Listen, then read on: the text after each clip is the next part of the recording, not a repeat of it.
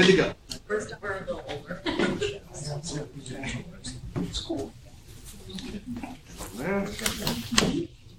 We're good? Good. Good afternoon and welcome to the April 2017 meeting of the Finance Committee. It's a very warm, nice day up in Albany. First up on the agenda are the meeting minutes from the March meeting, which is behind tab 2. I'm sure everyone had an opportunity to review those meeting minutes. Can I please get a motion to approve those meeting minutes? Motion. Thank you. Second. Thank you. All in favor? Aye. Any opposed? None. So that carries. Okay, we have a couple of, actually we have 6 resolutions on today. First up is behind tab 5. I think we're going to refer to tab 5 twice. First up behind tab 5 is the NYU, and that's Dave's going to present. Dave? Thank you. Good afternoon. The Finance Committee is being asked to recommend to the full board 6 series of tax-exempt and or taxable fixed and variable bonds in an amount not to exceed $805 million, with maturities not to exceed 40 years on behalf of New York University. Bond proceeds will be used to refund all or a portion of the New York City IDA Series 2007 bonds that were issued on behalf of Polytechnic University prior to the merger with NYU. Bond proceeds will also be used to refund all or a portion of the DASNY Series 2009A and Series 2009B bonds, as well as to refinance a portion of amounts drawn on the university's lines of credit for various capital projects located throughout the university system. That line of credit payoff will be up to $195 million. As far as structuring, we expect the bonds will be issued as fixed rate with both tax-exempt and taxable series. When looking at security, Moody's Investors Services assigned a rating of AA3 to the outstanding obligations of the university with a positive outlook, and S&P has rated the university AA- with a stable outlook. So accordingly, as in the past, the university qualifies for an unsecured borrowing under DASNY's financing guidelines. When looking at the credit, Finance Committee has seen NYU for a number of years. So just looking at some of the recent financial information, the university has experienced strong demand and stable enrollment in recent years. For fall of 2016, the university received 60,724 applications, which marks the 9th year in a row of record applications. And management reports that total applications have actually exceeded that amount in fall of 2017. NYU has remained selective with an acceptance ratio averaging 33% over 5 years, and overall total headcount has reached 50,550 for the fall of 2016. The university has maintained a large global presence with degree-granting campuses in both Abu Dhabi and Shanghai, as well as various other global academic sites, and international students comprise approximately 20% of total enrollment.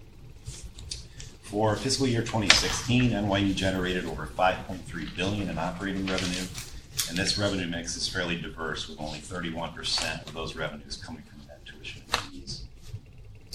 When looking at the balance sheet, NYU reports total net assets in excess of $5 billion, unrestricted net assets of over $2 billion, and $1.5 billion of expendable resources as of fiscal year end 2016. The university's balance sheet does reflect fairly moderate liquidity in comparison to its peers, which is mainly due to the accumulation of debt obligations, as well as an upward climb of operating expenses, which are associated with the university's expansive capital plans.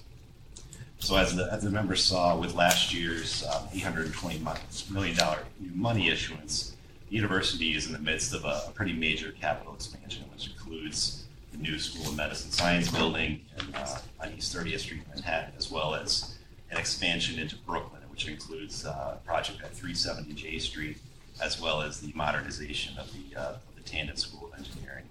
So a lot of these projects that the university has done in recent years has been a real push in the areas of science and technology. But as far as this financing that we're looking at today, this is all refunding and refinancing.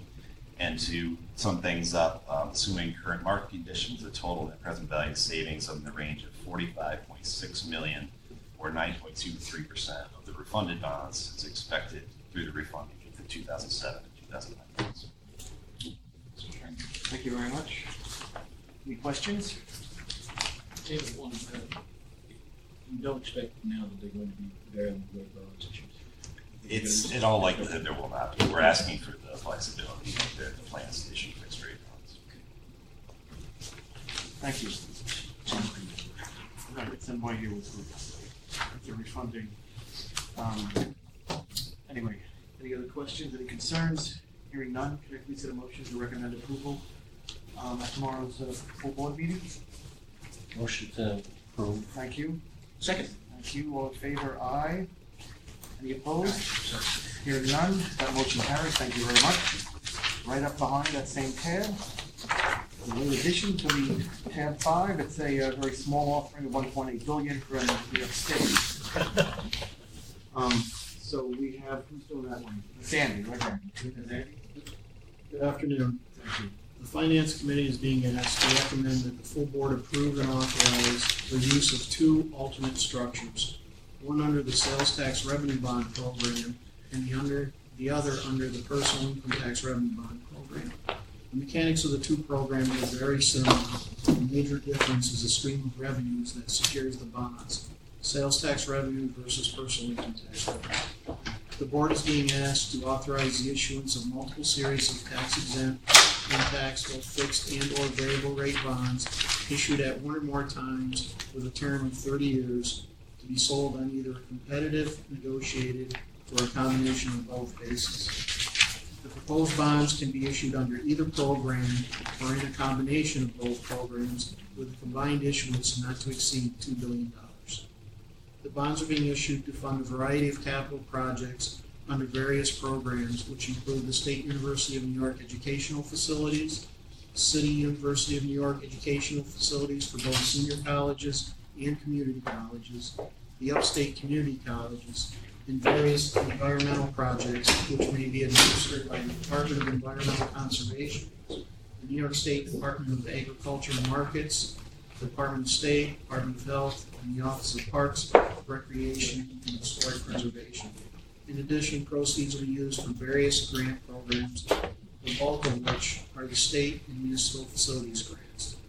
If the bonds are issued under the sales tax revenue bond program, the bonds will be secured by semi-annual payments made pursuant to a financing agreement between DASNY and the state. The bonds are also secured by the set-aside of 1 cent for approximately 25% of the state's 4% sales tax to be collected pursuant to the statute and deposited in the sales tax revenue bond fund. Current debt service coverage for all sales tax debt across all issuers is 5 times. If the bonds are issued under the personal income tax revenue bond program, the bonds will be secured by the semi-annual payments made pursuant to the financing agreement between the authority and the state, and the bonds are also secured by the set-aside of 25% of personal income tax revenues collected pursuant to statute and deposited in the revenue bond tax fund. Current debt service coverage on all outstanding personal income tax debt across all issuers is 3.5 times. Whatever program the bonds are issued under, the ratings are expected to be AA1, AAA, AA+. Mr. Chair. Thank you very much. Any questions? Concerns? I did not have any. No.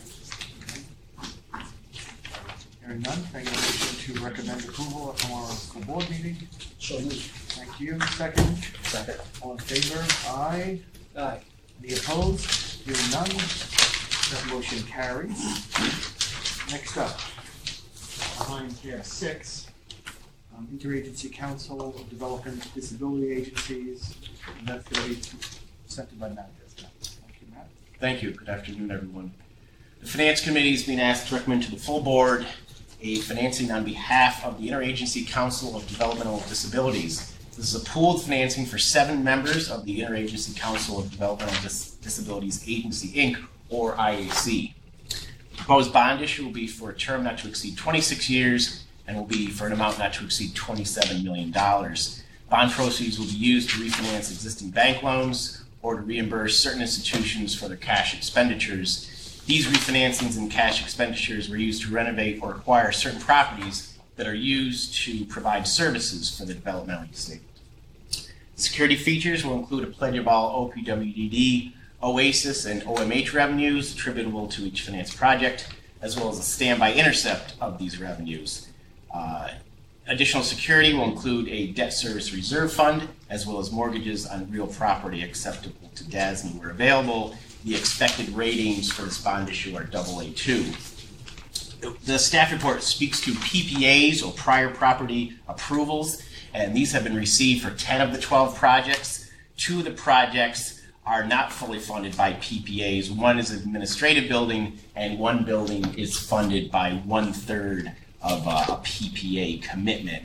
The PPAs, they're required by regulation to be completed, and the institutions have to complete a certificate of need. This is reviewed by OPWDD for compliance, and ultimately these projects are supported through contract and reimbursement arrangements with OPWDD. The state commits to support the development and operation of the project if it is completed in conformance with the PPA, and it's subject to annual appropriations of sufficient monies by the state legislature. Currently, there are no projects that are pending PPA approvals, but like I said, one project will not have a PPA because it's administrative in nature, and 1 project will be funded by 1/3 of a PPA reimbursement stream. And to conclude, this will be the 11th financing for the Interagency Council of Developmental Disabilities through DASNY, and each borrower has their own individual loan obligations. Mr. Chair. Thank you. Matt, is Gerard actually expected there's going to be a debt service? Yes, it's anticipated to be a half-year max. Okay. And historically, have they always We had used that security debt service? That's correct. We have presented a debt service reserve fund, and in the past it's always been approximately 6 months debt service reserve fund. The funding for these agencies, they all generally flow through the state money. That's correct. In the recent budget, there's nothing to suggest that they're going to be negatively impacted. No, I reached out to the president of IAC today, and he didn't have anything negative or anything uncommon to say. Thank you. Anything else? No, sir, not here. John, anything? Hearing none, can I get a motion to recommend approval of this at tomorrow's full board meeting? Motion to. Thank you. For approval. Second. Second, thank you. All in favor? Aye. Any opposed? Hearing none, that motion carries. Thank you, Matt. Next up, Matt doesn't leave the table, because he's up for the Jewish Theological Seminary of America, which I guess is a private place. Thank you. Yes, that is correct. Another private placement for another new client to the Dormitory Authority. So the Finance Committee is being asked to recommend to the full board a 31-year bond issue in an amount not to exceed $51 million on behalf of the Jewish Theological Seminary of America, which is located in Manhattan. The Jewish Theological Seminary of America is an accredited member of the Middle States Association of Colleges and Schools and is chartered by the Regents of the State of New York.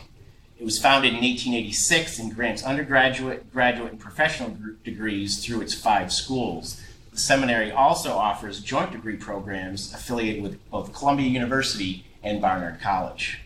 The seminary is exempt from federal income taxes under Section 501c3 of the Internal Revenue Code. The seminary is undertaking a major modernization project for its campus, including the demolition of the old library, which has occurred, improvements and upgrades to existing buildings, and the construction of a new 71,000 square foot building comprising a library and a student dormitory. The new building will include approximately 135 dormitory beds and 2 residence director apartments, as well as study lounges, kitchens, and dining areas. In addition, there'll be an exterior courtyard, an auditorium, and a large open public atrium.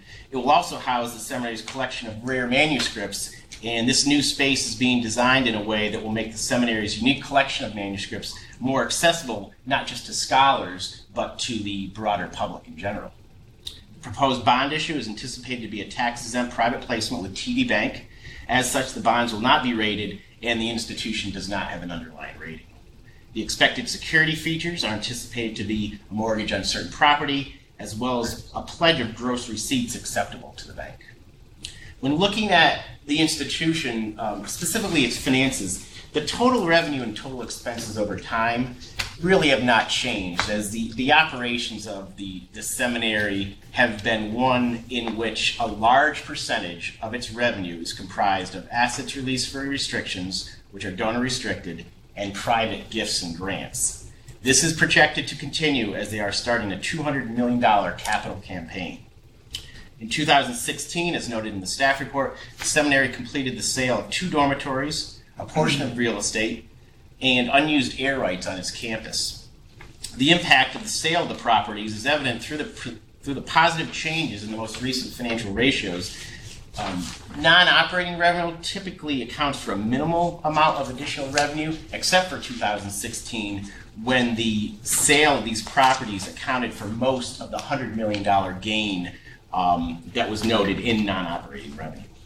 The gain on the sale of these properties of over $100 million is the intended source of the equity for the project.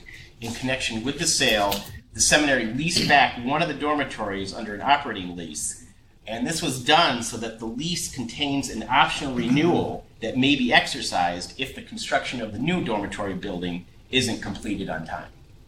Mr. Chair. Thank you very much. And congrats on the new client. Yes.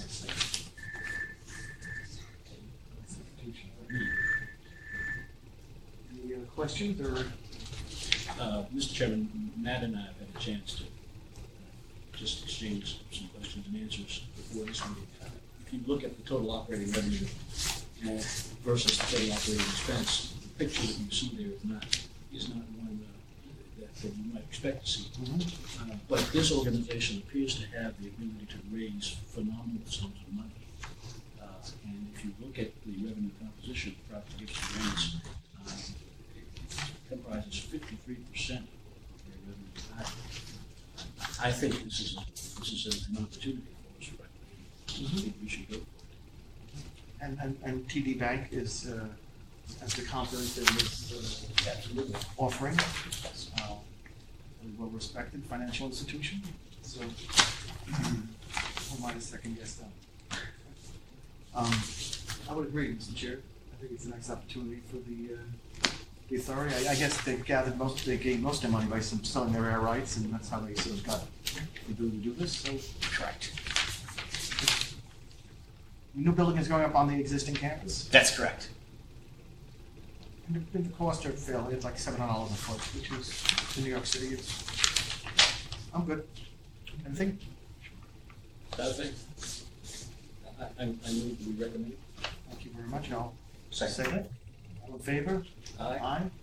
Any opposed? None? Thank you very much.